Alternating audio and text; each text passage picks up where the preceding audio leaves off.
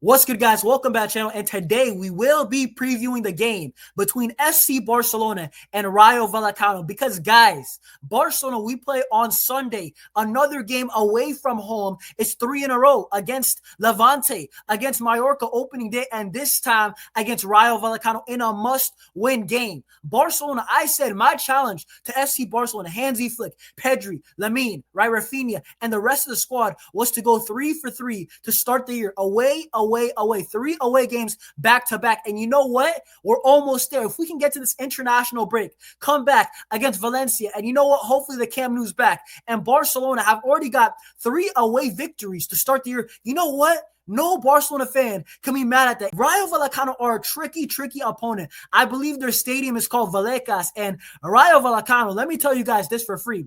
Rayo Vallecano, I don't know what it is, but they always play FC Barcelona tough. Every single year, Barcelona, Rayo Vallecano is a tough game. Rayo Vallecano, last season, for the first time in a while, we beat them at their ground, and it was Dani Olmo with the dagger. It was a Dani Olmo debut masterclass. Make sure to smash up the likes and also to subscribe to the channel, guys. I'm trying to reach 1,500 subs as soon as possible. That is a huge milestone, right? So smash up the likes and subscribe. Do your boy a favor, and also get down below. I respond to all the comments. So listen, if you disagree with the lineup, everything, the tactics, the head-to-head, anything that I say, any takes, let me know down below in the comments. But guys, let's get straight into it, because as you guys can see, the game Sunday, August 31st, right? 12:30 p.m. Pacific time for me, right? It's 3:30 Eastern, I believe. And I don't know what time it is in Europe or Asia, but Barcelona, if we do see some team news on Rayo Vallecano and also FC Barcelona, they have Gavi injured, listed as injured. And as the time that I'm recording this, Gavi has a knock. And let me know in the comments if Gavi is better, because I'm still assuming Gavi is going to be fit enough to play this game, right? Marc-Andre ter Stegen, we know he's not going to play for at least half the year.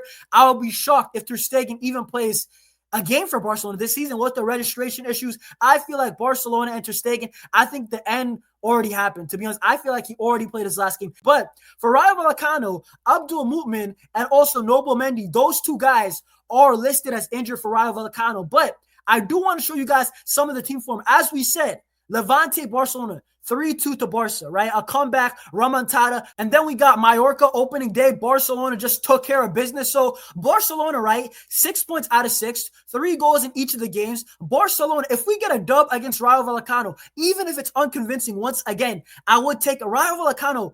We're going to look at the head-to-head right now in just a second. They're a team that plays very difficult, and sometimes they even beat us. They're forget about playing a team tough. They actually beat Barcelona sometimes. But Rayo, they're in Europe. They just had a game 4-0. So Barcelona, there is no excuse. The year just started, right? It's not a game every 3 games. So every 3 days. Barcelona do not have an excuse. Rayo had a game. Rayo Vallecano had a game midweek. They played Athletic Club on the weekend last week. They lost. And also, they won their opening game against Girona. But Girona, it's very much changed. Girona is no longer the team that was in that title race. If we beat Rayo Vallecano, I'm feeling very confident heading into the international break. Barcelona have not even been at their best, and they've already have an average of 3 goals per game. But once again, why do I say Rayo Vallecano has played us tough? Even though FC Barcelona, you guys can see clearly in the history, we are dominant against Rayo. 16 wins, 2 draws, 3 wins for Rayo Vallecano. But if we actually look at recent history,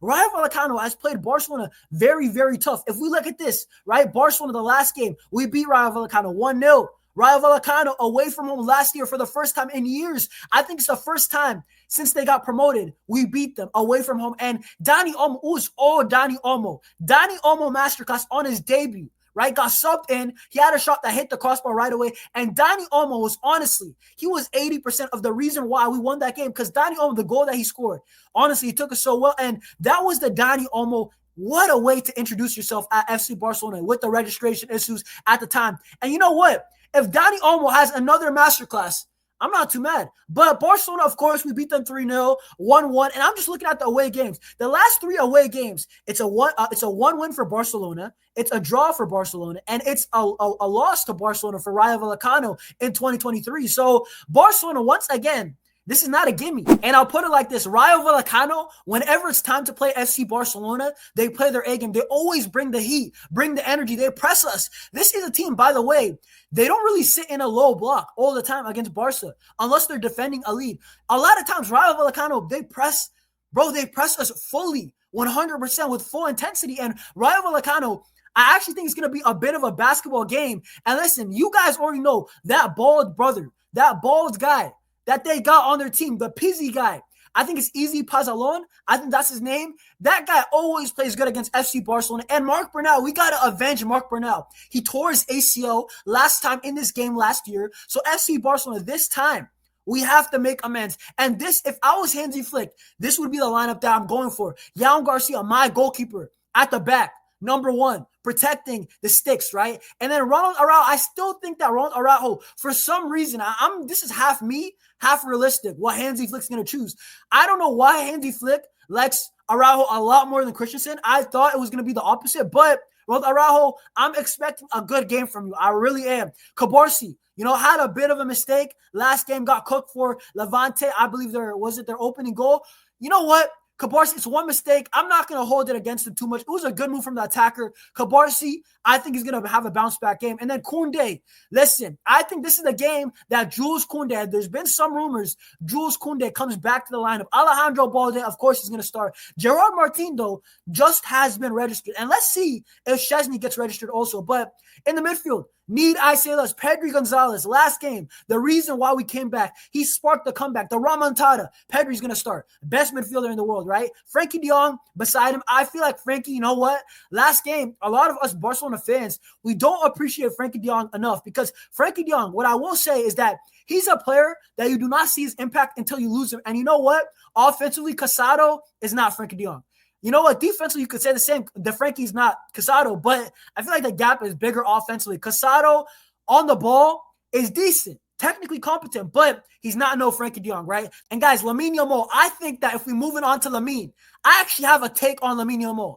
I think it's going to be his first masterclass that he drops this La Liga season because Lamine Yamal, to be perfectly honest, guys, and I hold him as the best player in the world. So I hold him very highly. His standards are through the roof. Lamine Yamal, on the first two games, I feel like, you know what? He's in gear one. He's still got a couple gears to go, right? The first game of the season, Mallorca, got a beautiful goal, got a beautiful assist to Raphinha. Both of them was world-class, honestly. But Lamine Yamal, I always call this guy the medicine man. He gets the dominoes ticking. Lamine Yamal is going to be the reason why Barcelona wins this game. And I think Dani Olmo besides him is going to be another reason. I think Dani Olmo has to get the start. I think Dani Olmo, you know what? You gave Fermin a start first game. The second game, you gave Raphinha the 10. Give Dani Olmo the 10. Hey, listen, Hansi Flick, if there's one thing that I'm really asking for, give Dani Olmo the start. Listen, enough with experimenting, Fermin is really good, but I like him off the bench better. Dani Olmo is the guy to start for me. Raphinha left wing, right? I think Raphinha, man, he's just a lot better in the left wing than the 10 for me. I think Raphinha bags another goal. I really see that. And Ferran Torres, you know what?